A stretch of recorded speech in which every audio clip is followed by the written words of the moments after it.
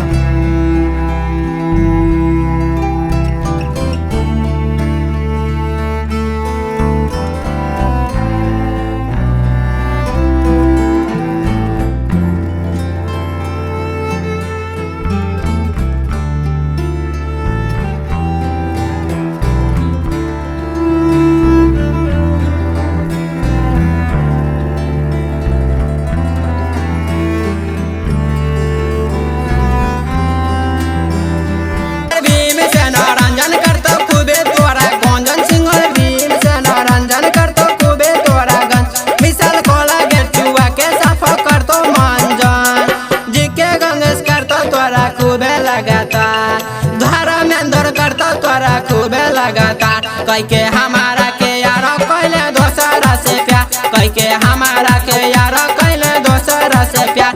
फेर लवाले लगा के चौरी घूमै छै बाजार, फेर लवाले लगा के चौरी घूमै छै बाजार। कह के हमारा के यार कहले दोसरा से प्यार, कह के हमारा के यार कहले दोसरा से प्यार।